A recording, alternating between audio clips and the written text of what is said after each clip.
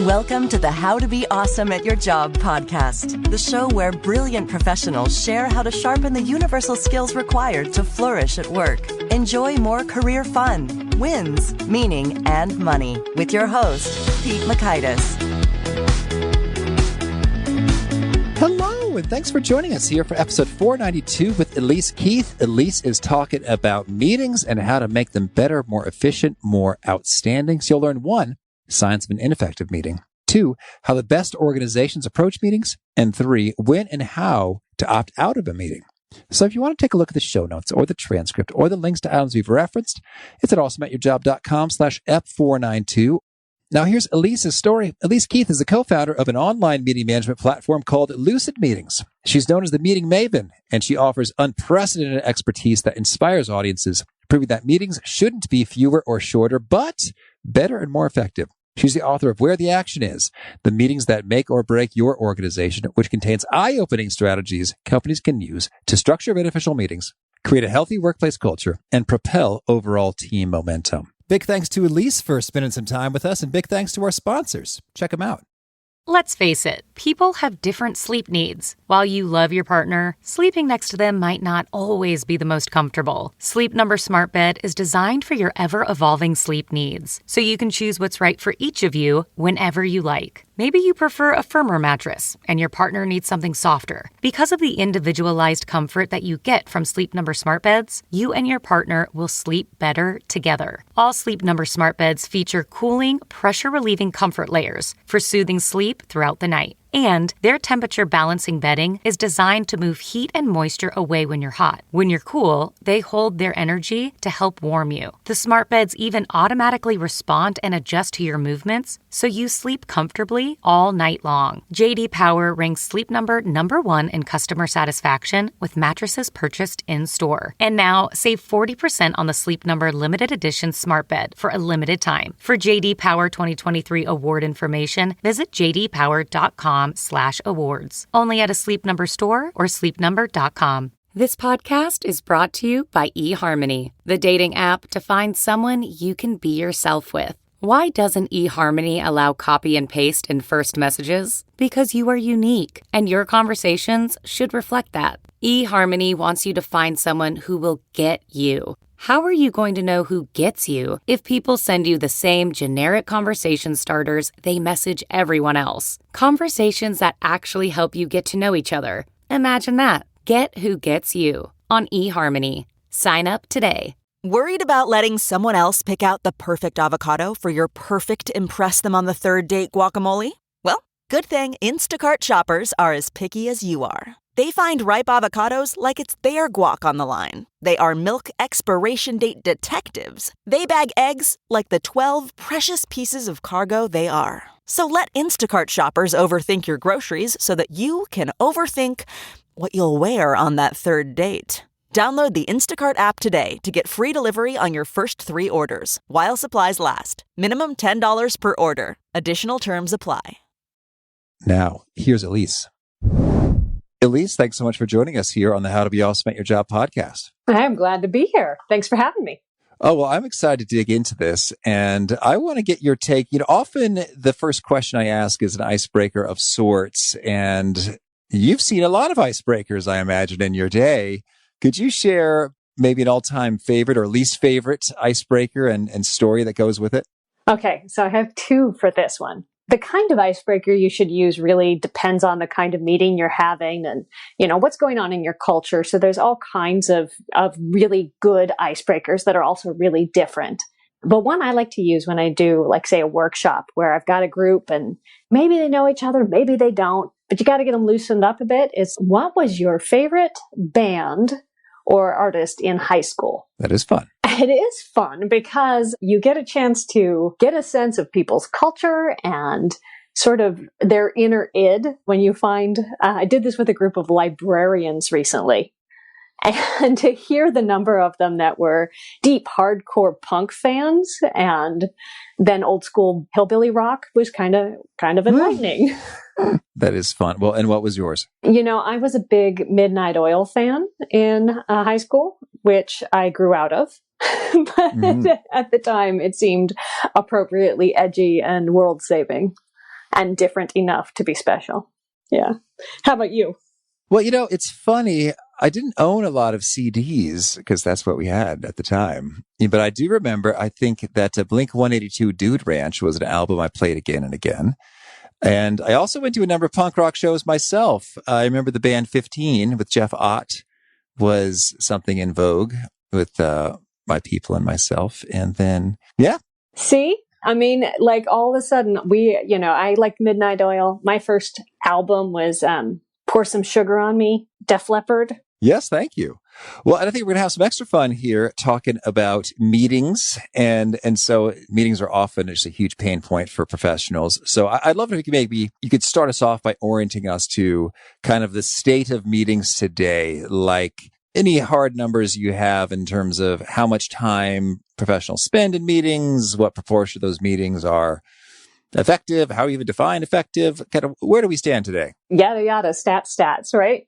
So in terms of the overall situation with meetings, our most recent and best research shows that there are somewhere north of 65 million meetings per day in the U.S. alone.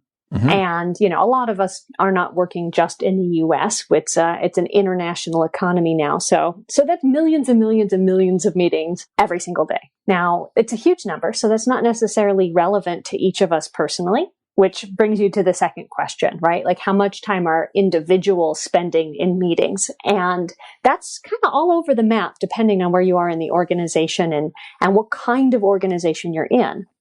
It can be somewhere as low as say half an hour or less for some people.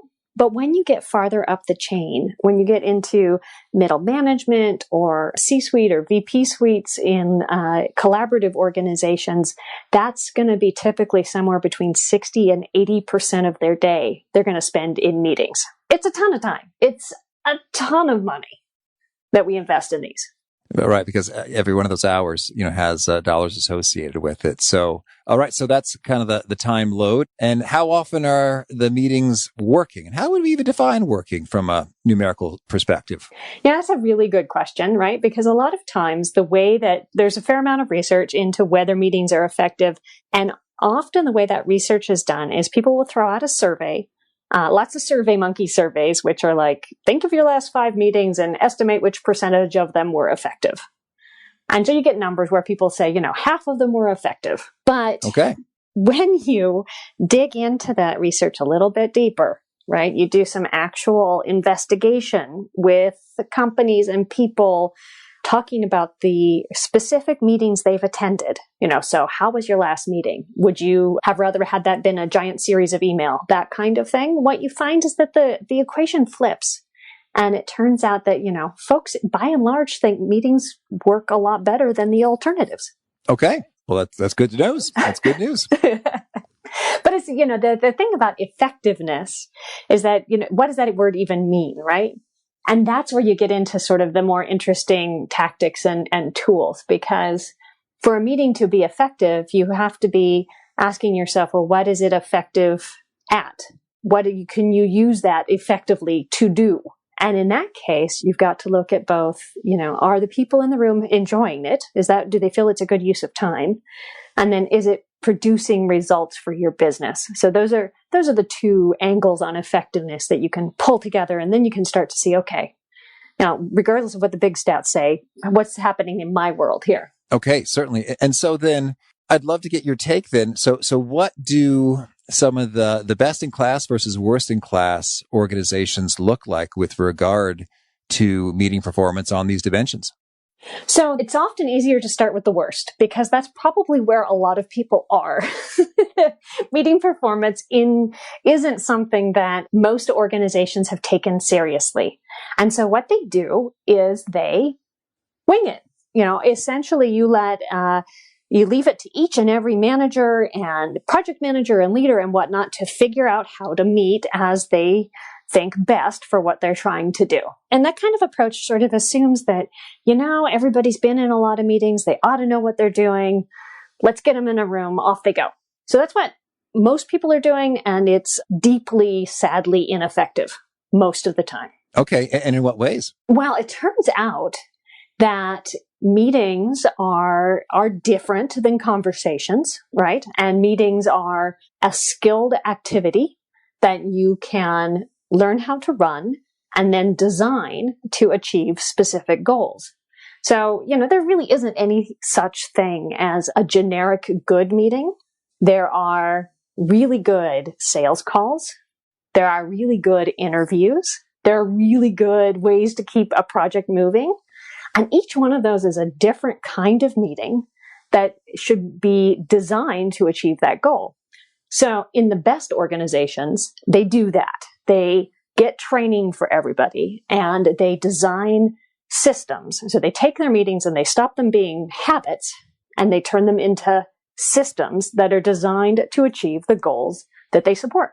Okay, so you lay out 16 types of meetings that work, and you mentioned a couple there. I guess I'm curious to hear what types of meetings don't work. So the types of meetings that don't work are the ones that are basically kitchen soup. Do you ever do that? Do you ever do like a kitchen sink soup or a casserole where you've got a pot and you're just going to throw everything that you own in there before it goes bad, and that's the soup you've got? All right. Which sometimes works great, but most of the time it doesn't. So that's what a lot of folks are doing with their meetings. I've got a time blocked on Tuesday. We always meet on Tuesday. My whole team shows up and we decide, hey, what is it we have to talk about today? Okay. So there we go. So it's kind of like I'm hearing some telltale signs there. One, it's recurring. And two, there's not a plan in advance. And three, there's multiple, people in it as opposed to like a one-on-one. So there's some ingredients, I guess, that may have a higher risk, perhaps, of not working out optimally in the course of having that meeting. So everything is just sort of like, all right, here we all are now. So sort of as opposed to a proactive, thoughtful, upfront design of what are we hoping to achieve and kind of planning from there. Yeah. So it's really about clarity of purpose, right? And what you're trying to accomplish in the room. And if you walk into the room and you're not entirely sure what you're trying to accomplish or why everybody needs to be there, so you've invited all of the people because you're not entirely sure who should be in and who should be out, then you're likely to waste your time. Mm-hmm. And certainly, even if you do know what you need to accomplish, there are some things that just psychologically we're not designed to do at the same time. Mm-hmm. So can we do a couple of examples? Oh, yes. So the project status update. It's Okay. a meeting most people loathe, right?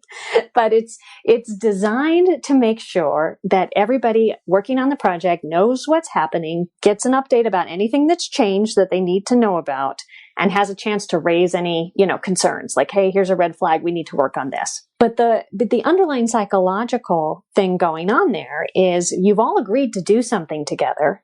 And you're going to make sure that you continue to trust each other and execute on that so that you can keep the work going. You're doing momentum and energy and trust, right? Mm-hmm. In a meeting like that, when we have already made promises in the past and we're showing up to recommit to those promises and show that we're good for them, it's not a great moment to do something like, you know what, let's just go crazy and think up some wild ideas about what we might do now, right? Gotcha. Or, hey, here's a great problem. Why don't we explore all of the different kinds of creative out-of-the-box thinking on how we might tackle this problem? The whole point of the project status meeting is to say, yes, we've defined a box and we're in that box and we're moving this box down the road. And when you ask people to step out of the box, right in the middle of that, you're having them break from one mode of interaction to a completely different mode. And you get Mm-hmm. the worst possible ideas ever because everything people raise is safe, right? Right. And you don't want safe when you're doing brainstorming. You don't want safe when you're doing problem solving. You want innovative. You want effective. So you got to break those conversations into distinct conversations. Okay, certainly. So you've got a clear purpose and a design, and that's what you're running with, and you're not kind of mixing and matching in there. Understood. And so I'm curious with the project status update meeting, let's talk about that example. So people often don't like it. And so what are some of the other things that are going wrong? Sometimes folks just sort of wildly sort of go off the script and enter a different phase. And what are some things that also can go awry or are indicative of, hey, this project status meeting is great? So what you're looking for in terms of signifiers of great are energy. Right? You're looking for energy. You're looking for some amount of dynamic that in the case of a status meeting, which is probably one of the worst meetings to be using as our example, but in the case of that meeting, that energy and that dynamic might come from just keeping it really crisp and short, right? And being very, very respectful of everybody's time. But in every case, one of the things that keeps these meetings from being particularly successful is that whoever is in charge of that meeting is probably frantic, right? They're probably running from one thing to another with very little time to prepare. And they walk into the room believing that it's their job to make that a fabulous experience or an effective experience or an efficient experience or whatever it is that they believe for everyone else. And they do all the talking. And they set the agenda. And then they basically demand reports from everyone else. Well, that's deadly. It's like you've shown up to the soccer match and you've got a sense of what it means to win the game. So you get your team together and then you run the ball up and down and tell them what you're doing. You don't have anybody else participating. You don't have everybody else bringing something to the field and helping you get that goal together. So the best meetings are ones where everybody's got a job to do in that room and they're team sports. It's not the leader's show. So that's a good thing to talk about right there. So if there are folks in the meeting who say nothing, is that suggest that perhaps they ought not to be in the meeting? It either suggests that they shouldn't be in the room because meetings are not a spectator sport, right? Or they need some training. They need some education. So they need education and the person in charge needs education, because if you have people who are in that room who should be contributing and they're not, that's broken. We don't hire and have people work on our teams so that they can, absorb oxygen in the space. They're there to contribute their perspectives and their ideas and the information they have that we don't, that helps us collectively get to a better result. And would your view then be if they are just sort of receiving information, then we should use a different format to convey the information? Absolutely. Absolutely. Now, sometimes that's not practical, right? Like sometimes you just can't count on everybody to have done their homework in advance. So there are practices that companies put in place to help with that. Like there are ways to get around that are respectful of the fact that people don't necessarily have time to proactively prepare. And yet you still don't want to read to them like they were in kindergarten, because, that's disengaging and a little insulting, frankly. So, one of the really famous ones is Amazon in corporate headquarters. They begin all of their meetings with 10 minutes of silent reading, where whatever it is that they're going to discuss, is it a proposal or the financial reports or whatever it is distributed in paper. And everybody at the table has 10 minutes to read it through right there. Okay. I really like that. And because you're right, as opposed to people just trying to fake it, and not look dumb and sort of, say expansive things. It's like, no, just do this right now. Here's the time. Let's just do it. Yeah. I mean, and it's also kind of a wonderful way to acknowledge that, like, you need people to come prepared, but you don't control their calendar outside of that meeting, right? Right. So that prep work is part of the work of the meeting. Why not just build that time into the meeting itself? Certainly. Well, and especially if it's 10 minutes, because that's something that can be handy in the sense of, you've maybe looked at a lot of those bits and pieces over time and, oh, here it is all collected and you're kind of up to speed and we're on the same page and we're moving. I've actually had a couple guests before, they'll ask me, so tell me about your audience. And I'm thinking, okay, this means you didn't read all the things I sent you. Right. And I was like, well, hey, how about this? Let me send you this link and we can just sort of read that quietly for a moment. And I'm going to go sort of get a glass of water and we'll reconnect. And so I try to do that as respectfully as possible. But it's maddening, right? Because you only have so much time. So you asked me earlier about both an icebreaker and then about meeting research, right? Like the stats behind meetings. But when you dig into meetings and you see that what's going on there is you're bringing together a complex group of people to talk about work, which in and of itself is probably pretty complex too. So it's this really dynamic system of things going on, all kinds of things that can go wrong. So one of the reasons the icebreaker is such a great tool, and why Amazon's, 10 minutes of silent reading is also a great tool, is that the first tip to every successful meeting is to help people transition into the room. And this is coming out of like the neuroscience and the social psychology research. We're all dealing with, up to like 6 different levels of distraction in our brain when we walk into that room. So our first job is to, clear all of that. And there's a technique called clearing that explicitly does that, but you can do it a whole bunch of different ways and get everybody focused on whatever's going on in that room and not the email they need to still write, or the fact that their kids might call, or their hungry stomachs, or any of those other things. How do you get people into the room? That is the absolute first tip to any successful meeting. And silent reading is one way to do it.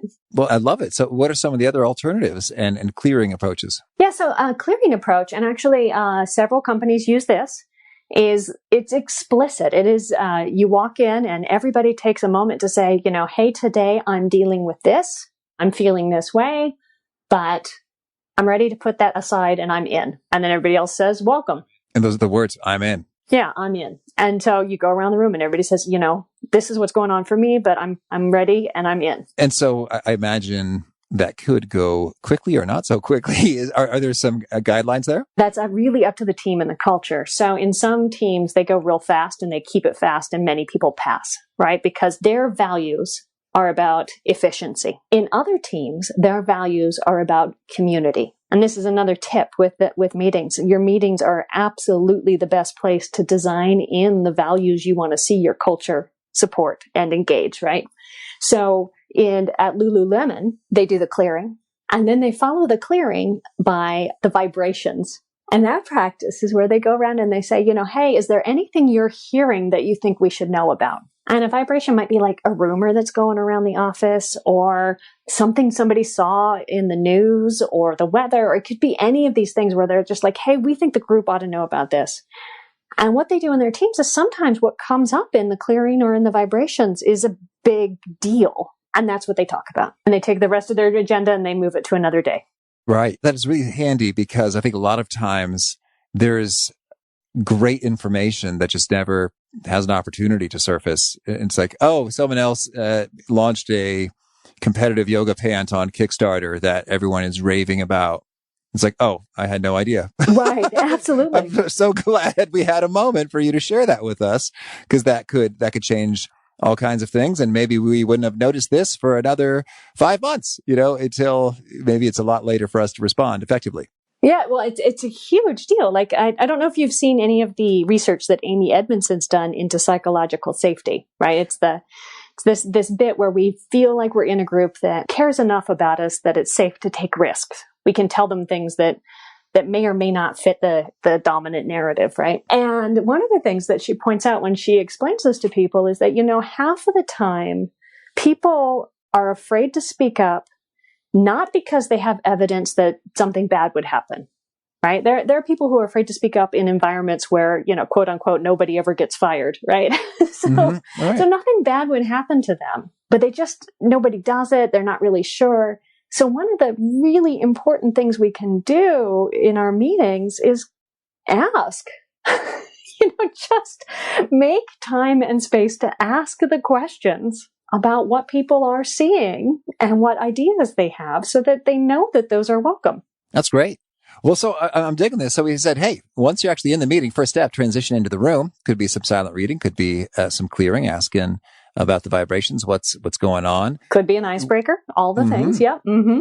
Do you have a second step? So then you need to connect with the goals and the purpose of the meeting. So purpose is a verb. We're here to do this, to make a decision, to have a podcast interview, whatever our purpose is. And then at the end, we're about to achieve this. So those are your desired outcomes. We're going to have a decision, a list of next steps, and extra pizza. Whatever those outcomes are. So you confirm that up front, and then confirm what your plan is for getting from, okay, we've gathered for this reason, for this purpose. We're trying to get out with those outcomes. Here's the plan for getting between point A to point B. Mm-hmm. And, most times people express that as an agenda. You don't necessarily need an agenda, but you do need a plan. All right. And you were saying earlier that it's best to perhaps not be the sole person who has that all figured out. Right. So as the person in charge of, there are multiple roles that you can bring to bear in a meeting. There's the titular head of whatever that piece of work is, right? The leader. But you can have other people facilitate. Facilitator's job is to design that process part and then be the guardians of that process. You can have people assigned to take notes. You can have people assigned to be the vibes watchers or the norms enforcers, where they're keeping track of everybody else. All kinds of different ways in which you can get other people involved in making that successful. And so that's handy. And then what's the third step? So then the final thing you have to do for any meeting to be effective is you have to wrap it up. And that's 5 minutes, maybe more, maybe less, at the end of every meeting, where you stop and you explicitly say, okay, let's make sure we actually know what we did here. What decisions did we make? And what are our actions that we're going to take away, right? Like who, what, when, specifically, this is going to be done by this date, by this person. And ideally, you want to do those in writing, where everybody can be looking at them and committing that that is, in fact, what they thought the decision was. Because way too often, people walk out the room all thinking they made the same decision. But, 5 minutes later, you're in another meeting, you've completely forgot, and it gets fuzzy. So you want that in writing, and you want to confirm it before you leave. So we're talking about some form of like projection is present. So, or we are visually looking at this wrap-up piece. Absolutely. Yeah. And, there are a bunch of ways to do that. There's a lot of different software platforms you can use that are about taking collaborative notes on meetings in real time. You can do it on a whiteboard. There are a lot of different ways you can do it, but you want people to be able to explicitly see that. And by having it be written, not only are you making it easier to get the notes out afterwards, which is a bonus, you're engaging multiple parts of the brain, right? Mm-hmm. We process information differently when we read it versus when we hear it versus when we speak it. So you put all those things together and you're, from a geeky perspective, you're encoding these promises deeper into your team. And that's critical. And then the last thing I think you should always do before you leave any meeting is to say thank you. Take a moment and express some appreciation. All right. And so just associated with like the time for, investing themselves, for thinking, for contributing, for not blowing it off. I guess I can think of a lot of things you might thank people for. For something fabulous someone did, mm-hmm. you can have people thank each other. I really appreciate Sandy because she brought up that point and I wouldn't have known about those Kickstarter yoga pants. She has saved our bacon, right? Mm-hmm. The appreciations not only show people that you care and respect their time, it's also a fabulous way to help everybody learn what the group values by being very explicit about what you're acknowledging. Okay. Well, so in between the second step of connecting with purpose and the third step of the wrap up, are there some particular practices that ensure that the actual conversations we're having are effective, that they're bringing us to where we want to go during the course of the meeting? Absolutely. There absolutely are. And the challenge is that they're different depending on the type of meeting you're in. Okay. Gotcha. Yeah, which is why when you get into an organization that's got really high meeting performance maturity, it's basically in our research when we looked at across the board, we found a number of practices that organizations establish as they're putting their system in place from, very basic, we don't have a system to we have this system that's really locked and solid and really helping us drive our business forward. And one of those, as you get in there, is that as we're talking about this, right, there's the purpose and the outcomes and the different types of meetings and special ways you have to run each one. Well, that's an awful lot of stuff to mm-hmm. learn and have to try and apply in around the rest of what you're doing. So what these organizations do is they have standardized ways they do each of the different types of meetings that matter to their business that people are expected to learn and then iterate and adapt and work with, but they're not starting from scratch.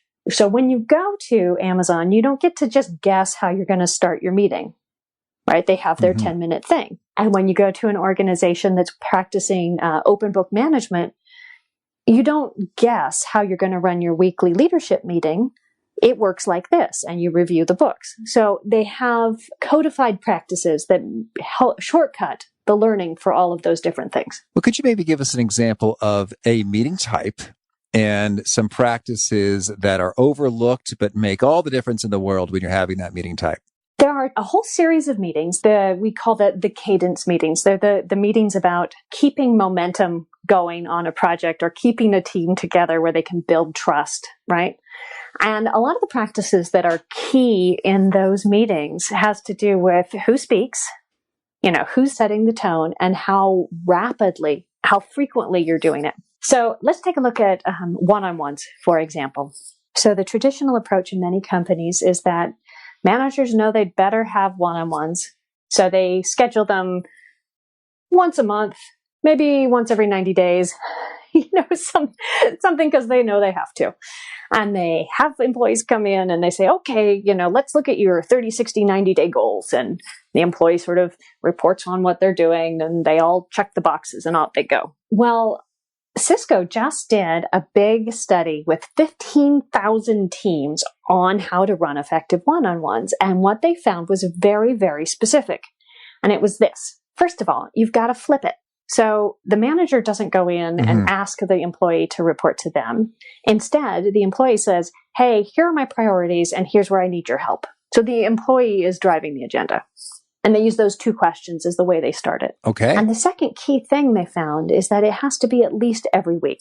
Because otherwise, they're talking about work that isn't related to what they're actually doing on a detailed basis. And the idea that the manager could possibly care about what you're working on when they only check in on how they can help every 90 days, it's just, nobody buys it. So once a week, employee driven, and engagement on those teams goes up pretty dramatically. Okay, understood. So that's striking. So that's what Cisco does. And then one-on-ones every week with every direct report, that could really add up. Well, and that's, so that's where they're like looking at team sizes, right? So one of the questions people get asked all the time is how big can your team be? And they said the boundary of the size of team that you can lead is your capacity for those touch points. Like how many people can you dedicate time to showing them that you care and helping them out every week? That's the number of people you can lead. Okay, understood. Well, so I guess I'd love to hear then, are there any, you talked about norms at one point. What are some of the norms that tend to be helpful across all meeting types? I think it's really awesome when a company or an organization finds norms that are meaningful to them and their values, right? So in some organizations, that's going to be things like every voice is heard, right? Everyone speaks before you speak twice because diversity, inclusion, and, voice is really important to them. In other organizations, it's going to be things like we start and end on time, and the agenda is sent out 2 days in advance, because efficiency is really their thing. In some groups, something like Chatham House rules or Vegas rules matters a lot, right? Like what stays in the room, what happens in the room stays in the room. My favorite that applies to all meeting types and that I think applies in every organization is a norm around having every meeting be optional. That does sound nice. Well, if you think about it, they already are. Right. You're a grown up. You don't have to go to any meeting. But when you make it explicit, you're saying that opting out of meeting won't have, you're fired consequences. Right. Well, and I actually want to talk about opting out of meetings. I think that it's a common occurrence that folks, when they are inviting people to a meeting, they don't want to be rude. And so they want to include folks. And so there's a miscommunication that happens often. So someone invites someone to a meeting and then the recipient thinks, oh, they expect me there. And so they show up and then they think, why did I even come here? So do you have any preferred scripts or verbiage or master ways to diplomatically decline the meeting? Well, first of all, you need to know that you deserve to have your time respected.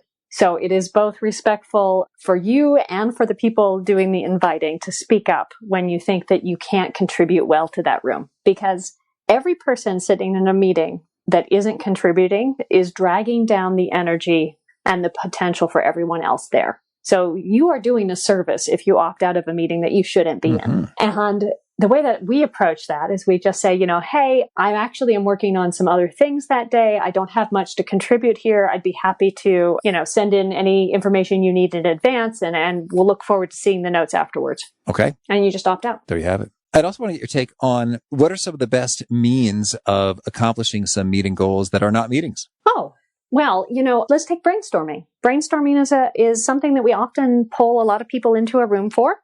We say, hey, we're going to come up with a whole bunch of new ideas for next week's marketing campaign or whatever it's going to be. Tends not to be the most effective way to do it. That's something that is really well handled asynchronously, which means you post up the question and you ask everybody to contribute their ideas in advance. And there are a lot of technologies you can use to do that. And frankly, you can also, have a box in the office where people throw in sticky notes. So brainstorming, getting that first blush of original ideas out, much better handled outside of the meeting most of the time than it is in. Mm-hmm. Same thing for anything where they're digesting large pieces of information. So reading reports, coming up with strategies. One of the tactics we recommend and that we use ourselves quite a lot is we'll have a meeting to make sure we all understand a problem. Right? We'll get together and we're like, say, okay, well, what's going on here? And what are our options? And sort of get our heads around it. And then we'll schedule a follow-up meeting within a week to talk about what to do about it. So that time in between where we're processing it has some bake time. Understood. Well, and Elise, I'm curious, are there any sort of final thoughts you have with regard to meetings or overlooked master strategies or tactics that could make a world of difference? I think the real key is to understand that every meeting that you walk into is an opportunity. That's the place where your culture becomes real, right? Where the team understands what everyone cares about and the value that you can bring. It's the place where you get an opportunity to provide and show care for the people around you, and where you get to be a part of making the decisions that make your business or your organization really successful. So once you shift that mindset and you look at meetings as the opportunity that they are, then you can start to be in a place where you can learn about the different types and the skills that make it so that you can take advantage of that opportunity. All right. Well, now could you share with us a favorite quote, something you find inspiring? So I have two. I'm not a huge fan of favorites and sticking to just one thing because there's so many wonderful things out there. But there are a couple that I put together that work for me. And one is, tell me, what is it you plan to do with your one wild and precious life? Which is from Mary Oliver's poem, The Summer Day. I love that. Like, what is your plan for your one wild and precious life? And then when I look at it from a business perspective and from a personal performance perspective, I pair it with another quote, which is, discipline is simply remembering what you really want. Thank you. And how about a favorite book? Favorite book, holy moly. How about Time and the Art of Living by Robert Grudin? Thank you. And a favorite tool? Time blocking and scratch paper. And a favorite habit? A favorite habit, listening to audiobooks while cooking large batches of food. Yes. And is there a particular nugget you share that you're known for? People quote it back to you and retweet it often? The one that gets retweeted the most, beyond the basic stats and things, is that you can't have a meeting of the minds if the minds aren't in the meeting. And if folks want to learn more or get in touch, where would you point them? They can visit us on my company's website, which is lucidmeetings.com, and on my personal website, which is jelisekeith.com, depending on what you're looking for. And do you have a final challenge or call to action for folks seeking to be awesome at their jobs? We've kind of covered it. But my challenge to you is this. Every meeting is an opportunity. Seize it. Your challenge is to shed any negative beliefs you've got about your meetings and step into those opportunities. All right. Well, Elise, thank you for this meeting, and I wish you all the best with all you're doing in meetings. Hey, thank you so much. I think my favorite takeaway from Elise is that every non-speaker in the meeting drags down the energy of the meeting. And that's really a paradigm shift in terms of you're thinking, well, it doesn't hurt. I don't want to offend anybody. I don't want to leave them out or make them feel excluded. So why not just go ahead and invite them? Better to err on the side of more inclusion than exclusion. And that's a reasonable philosophy to run with. But I like the way Elise says, hey, now, actually, those extra folks who aren't contributing are a detriment in terms of bringing down the energy and the general vibe in terms of whether you feel encouraged, compelled to contribute or not, or to be silent like the other folks who are there who are being silent. So I dig that. So not only is it expensive in terms of that professional's time who's in that meeting and not really contributing, but also bringing down the energy for other folks. So a nice paradigm shifter from Elise. I hope you dug that and more. Again, the show notes, the transcript, the links to items we've referenced are at awesomeatyourjob.com. If you haven't already, I hope you'll push subscribe. If you do, you'll catch our next guest. It's Elise Kavanaugh, and she is talking all about presence, how you're showing up, quote unquote, if you will, and the huge difference that makes. Hope to catch you there. And big thanks to our sponsor, Acorns. Acorns makes it easy to start automatically saving and investing for your future. You don't need a lot of money or expertise to invest with Acorns. In fact, you can get started with just your spare change. Acorns recommends an expert-built portfolio that fits you and your money goals, then automatically invests your money for you. NerdWallet.com, whom I love on these sorts of matters, gives Acorns a whopping 4.7 stars and says, quote, if you want to make the most of your spare change, there's no better place to do that than Acorns. Head to acorns.com/awesome or download the Acorns app to start saving and investing for your future today. And we got a legal disclaimer here. It may not be representative of all clients. Tier 1 compensation provided. Compensation provides an incentive to positively promote Acorns. View important disclosures at acorns.com/awesome. Investing involves risk, including the loss of principal. Please consider your objectives, risk tolerance, and Acorns' fees before investing. Acorns Advisors LLC, Acorns, is an SEC-registered investment advisor. Brokerage services are provided to clients of Acorns by Acorns Securities LLC, member FINRA/SIPC. For more information, visit acorns.com. Peace. Thanks for listening. To get the most out of the show, we recommend 2 key things. First, check out the extra resources at awesomeatyourjob.com. You can find this episode's transcript and links, as well as the perfect episode for your situation. You can search the full text transcripts of hundreds of episodes or explore episodes tagged by topic and competency covered. Second, subscribe to the podcast and get future episodes automatically. You can subscribe by telling Siri and several other smartphones and speakers, subscribe to the How to Be Awesome at Your Job podcast, or by tapping subscribe in your podcast player of choice. If you'd like some extra help figuring out podcasts and how subscriptions work, visit awesomeatyourjob.com/subscribe for guidance. Hope to catch you on the next episode of How to Be Awesome at Your Job.